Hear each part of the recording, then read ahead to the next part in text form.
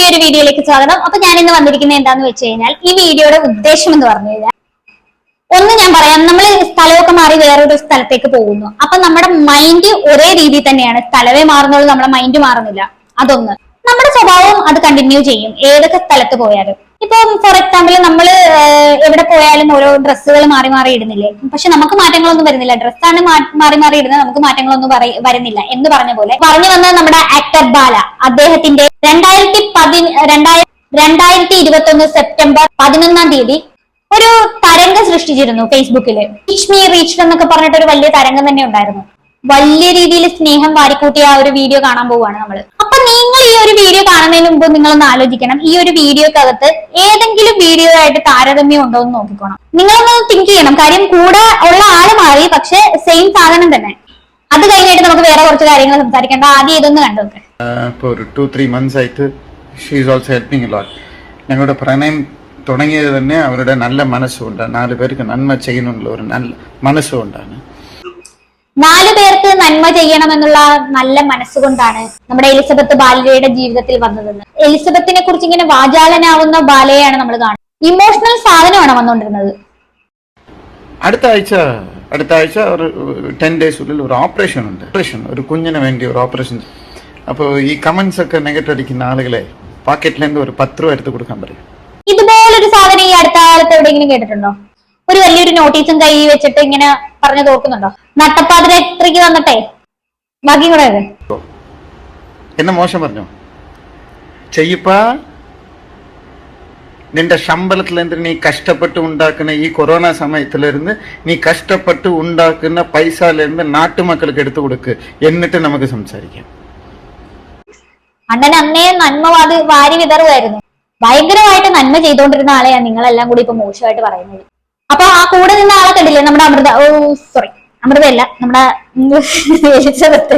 നമുക്ക് ചുമ്മാ വാള മാറ്റിക്കൊണ്ടിരിക്കുന്നുണ്ട്. ഇങ്ങനെ ഏത് പേരാണെന്ന് കൺഫ്യൂഷൻ ആണ്. അപ്പൊ നമ്മുടെ എലിസബത്ത് ആയിരുന്നത്. അപ്പൊ ഈ പറഞ്ഞുകൊണ്ടിരുന്നത് അമൃതയെ കുറിച്ചാണ് പുള്ളിക്കാരൻ. കാരണം അന്ന് അമൃതയ്ക്ക് സപ്പോർട്ട് ചെയ്ത് കുറെ പേര് കമന്റ് ഇട്ടായിരുന്നു. അവരെ കുറിച്ചാണ് ഈ പറഞ്ഞുകൊണ്ടിരുന്നത്. അപ്പോ അമൃതയ്ക്ക് ശേഷം അവിടെ എലിസബത്ത് ആയി, പുള്ളിക്കാരന്റെ ഷോൾഡറിന്റെ അടുത്ത്. അത് കഴിഞ്ഞിട്ട് ഇപ്പം എലിസബത്തിന് പകരം കോകിലയായി.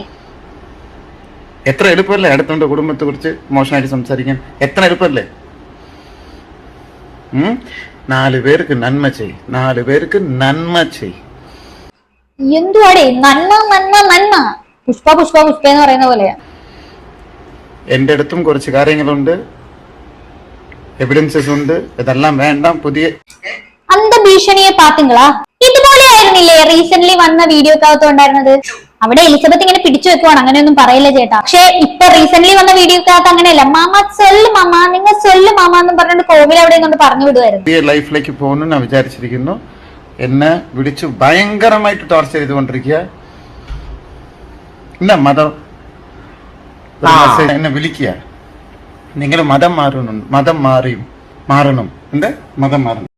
2025 ഒരു ഇൻസ്പയർ ആയിട്ടുള്ള ഒരു കാര്യമാണ് ഇപ്പൊ പറഞ്ഞുകൊണ്ടിരിക്കുന്നത്. മതം എന്താണ്? ഭഗീകം അല്ല, എലിസബത്ത് മതം മാറണം. ഞങ്ങൾക്ക് മതമേ ഇല്ല. ഞാൻ സ്റ്റേജിൽ തന്നെ വിളിച്ചു പറഞ്ഞതാ, ഞങ്ങൾക്ക് മതം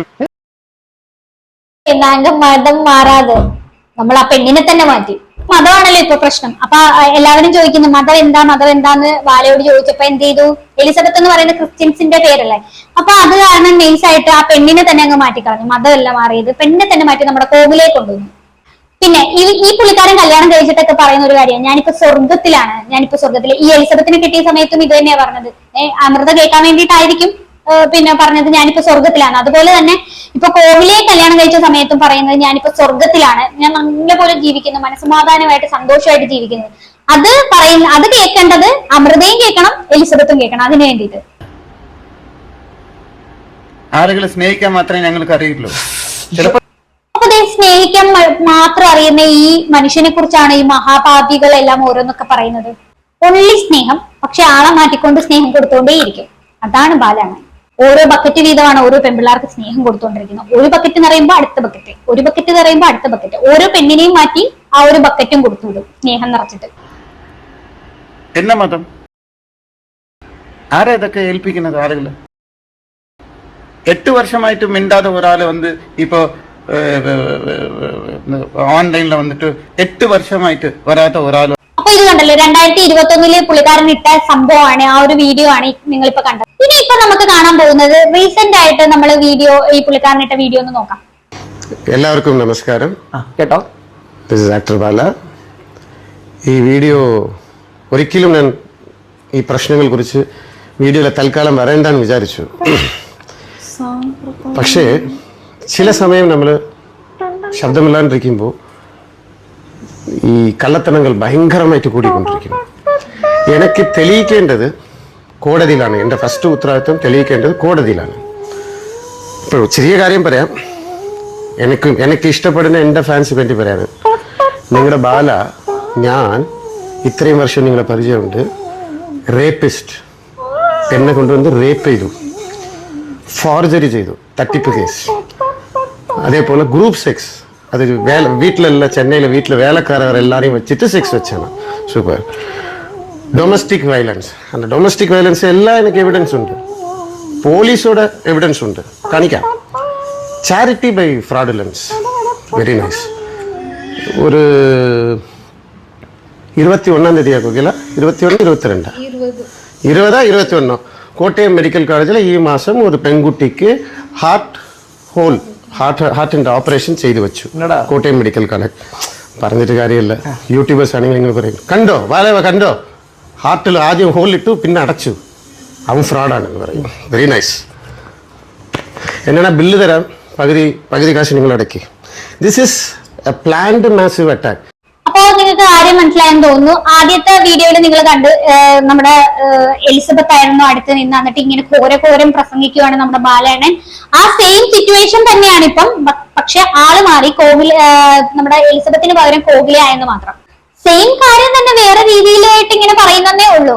ആളും മാറിയിട്ടുണ്ട്, അതാണ് ഇവിടെ സംഭവിച്ചത്. ശരിക്കും പറഞ്ഞാൽ ബാലണ്ണൻ ഓരോ മലയാളികളെയും ഓരോ മനുഷ്യന്മാരെയും മനസ്സിലാക്കി കൊടുത്തോണ്ടിരിക്കുക ബാല ആരാണെന്നുള്ളത്. വേറൊരു വീഡിയോ കൂടെ ഒന്ന് കണ്ടുനോക്കാം. ഇതിനകത്ത് ഒരുപാട് കാര്യങ്ങൾ, ഇപ്പൊ എലിസബത്ത് എന്ന് പറയുന്നത് വെറും നമുക്ക് വേണമെങ്കിൽ തള്ളിക്കളയോ, അത് ഫാമിലിയിൽ നടന്ന പ്രശ്നമല്ലേ, അത് അവരുടെ പേഴ്സണൽ എന്നൊക്കെ പറഞ്ഞ് നമുക്ക് ഒഴിവാക്കാം. പക്ഷെ എന്നെ സംബന്ധിച്ചിടത്തോളം അത് വെറും ഒരു എലിസബത്ത് മാത്രമല്ല, സ്ത്രീകളെ ഇതേപോലെ വെറും ഒരുപാട് സ്ത്രീകളുണ്ട്. അതുകൊണ്ട് ഒരു പേഴ്സണൽ ഇഷ്യൂ എന്ന് പറഞ്ഞാൽ ഫാമിലി ഇഷ്യൂ, അത് അവരുടെ പ്രശ്നമല്ലേ എന്ന് ഒഴിവാക്കാൻ എനിക്ക് ആസ് എ ലോയർ അല്ലെ ആസ് എ സ്ത്രീ എനിക്ക് പറ്റുന്നില്ല. അത് കാരണം തന്നെ പറയുന്നത് വെച്ച് കഴിഞ്ഞാൽ വളരെ ക്രൂരമായ ആരോപണങ്ങൾ ആ കുട്ടിക്ക് നേരെ ഉപയോഗിക്കുന്നുണ്ട്. ഇവിടെ ആ അഡ്വക്കേറ്റ് പറഞ്ഞ ഒരു കാര്യം ശ്രദ്ധിക്കണം. ആരുടെയോ പേരിൽ എന്തോ നടന്നു, അല്ലെങ്കിൽ എലിസബത്ത് എന്ന സ്ത്രീക്ക് നടന്നു എന്നത് അല്ല, ലോകത്തെ മുഴുവൻ സ്ത്രീകളെ കുറിച്ചാണ് അവര് പറയുന്നത്. ഇപ്പൊ ശരിക്കും പറഞ്ഞു കഴിഞ്ഞാൽ ജെൻഡർ എന്നുള്ള ലെവലിലല്ല, ഈ സ്ത്രീകൾക്കും പുരുഷന്മാർക്കും എതിരെ ഇങ്ങനെയുള്ള കാര്യങ്ങളൊക്കെ നടക്കുന്നുണ്ട്.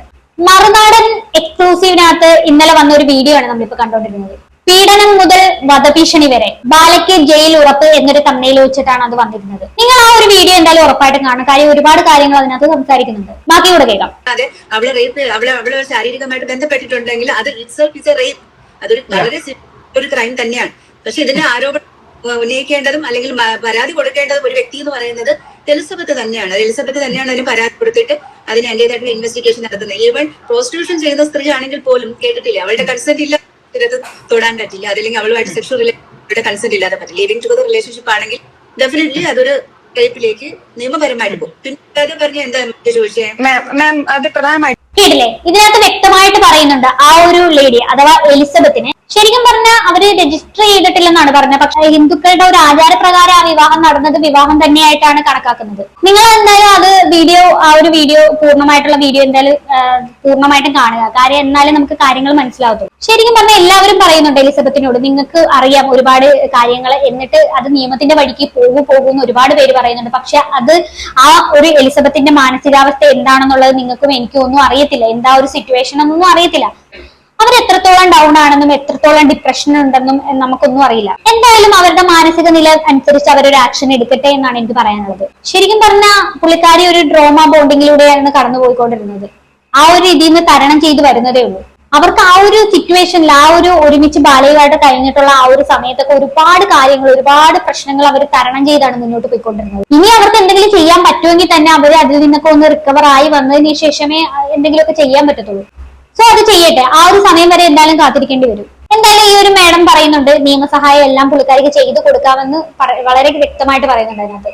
നിങ്ങളൊന്ന് ആലോചിച്ച് നോക്കണം, ഈ വിഷയം വന്ന് കുറെ നാളായി ഈ വിഷയം കിടന്ന് ചർച്ചയാക്കപ്പെടുന്നു. പക്ഷെ എന്നിട്ടും മുഖ്യധാര മാധ്യമങ്ങളൊന്നും ഇതിനകത്തേക്ക് ഇടപെടുന്നില്ല എന്നുള്ളതാണ്. ഒന്നും ചോദിക്കുന്നില്ല, ഒന്നും ചർച്ച ചെയ്യുന്നില്ല എന്നുള്ളതാണ് പറയാനുള്ളത്. എന്തായാലും ഇതൊക്കെ ചർച്ചയാക്കപ്പെടണമെങ്കിൽ ആരെങ്കിലും ഒന്ന് കൊലപാതകം നടക്കണം, അല്ലെന്നുണ്ടെങ്കിൽ മരണപ്പെടണം, എന്നാൽ മാത്രമേ ഇതൊരു ചർച്ചയായിട്ട് ഇവരൊക്കെ ഏറ്റെടുക്കത്തുള്ളൂ. അതാകുമ്പോ ഒരുപാട് ആൾക്കാർ കാണും, അതാണ് അവരുടെ ഇത്. ഇങ്ങനെയുള്ളതൊക്കെ ആകുമ്പോൾ ആരും കാണത്തില്ല എന്ന് വിചാരിച്ചിട്ടായിരിക്കും ഇതിങ്ങനെ പോകുന്നത്. അഥവാ ഈ ഒരു വിഷയത്തിൽ എലിസബത്തിന് എന്തെങ്കിലും പറ്റിക്കഴിഞ്ഞിരുന്നെങ്കിൽ ഇത് വലിയ ചർച്ചയായിരുന്നു. മരിച്ചില്ലല്ലോ, കുട്ടി ജീവനോടെ ഇരിപ്പുണ്ടല്ലോ എന്നുള്ളൊരു മൈൻഡാണ്. മരിക്കട്ടെ, എന്നിട്ട് വേണമെങ്കിൽ നമുക്ക് നോക്കാം എന്നുള്ളൊരു ചിന്തയാണ്. പിന്നെ കൂടുതൽ ആൾക്കാർ അങ്ങനെ കാണുകയും ചെയ്യും, കരച്ചിലായി ബഹളമായി ഒത്തിരി ആളുകളിലേക്ക് എത്തിക്കാൻ പറ്റും, കൂടുതൽ ആൾക്കാർ കാണും.